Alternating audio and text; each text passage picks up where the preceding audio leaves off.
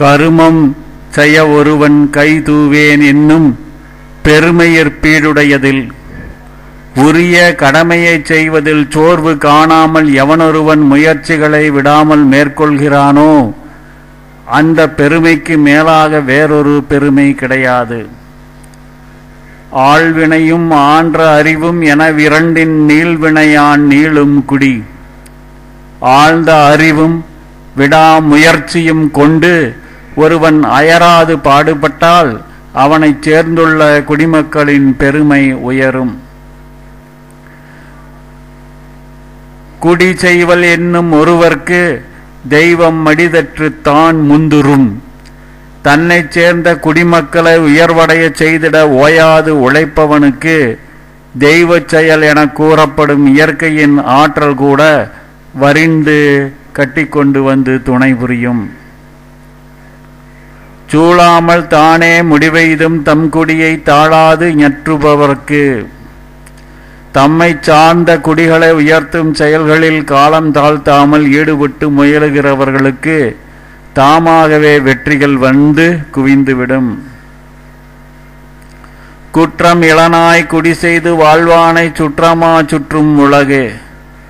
குற்றமற்றவனாகவும் குடிமக்களின் நலத்திற்கு பாடுபடுபவனாகவும் இருப்பவனை தமது உறவினனாக கருதி மக்கள் சூழ்ந்து கொள்வார்கள். நல்லாண்மை என்பது ஒருவருக்கு தான் பிறந்த இல்லாண்மையாக்கிக் கொள்ளல். நல்ல முறையில் ஆளும் திறமை பெற்றவர் தான் பிறந்த குடிக்கே பெருமை சேர்ப்பவர் ஆவார். அமரகத்து வன்கண்ணர் போல தமரகத்தும் ஆற்றுவார் மேற்றே பொறை. போர்க்களத்தில் எதிர்ப்புகளை தாங்கி படை நடத்தும் பொறுப்பு அதற்கான ஆற்றல் படைத்தவர்களிடம் இருப்பது போலத்தான் குடிமக்களை காப்பாற்றி உயர்வடைய செய்யும் பொறுப்பும் அவர்களை சேர்ந்த ஆற்றலாளர்களுக்கே உண்டு. குடி செய்வார்க்கில்லை பருவம் அடி செய்து மானங்கருத கெடும். தன் மீது நடத்தப்படும் இழிவான தாக்குதலை கண்டு கலங்கினாலோ பணியாற்ற காலம் வரட்டும் என்று சோர்வுடன் தயக்கம் காட்டினாலோ குடிமக்களின் நலன் சீர்குலைத்துவிடும். இடும்புக்கே கொல்கலம் கொல்லோ குடும்பத்தை குற்றமறைப்பான் உடம்பு.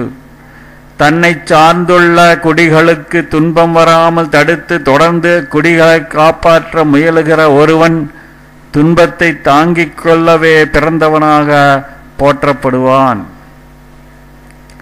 இடுக்கண்கால் கொன்றிட வீழும் அடுத்தூன்றும் நல்லால் இல்லாத குடி.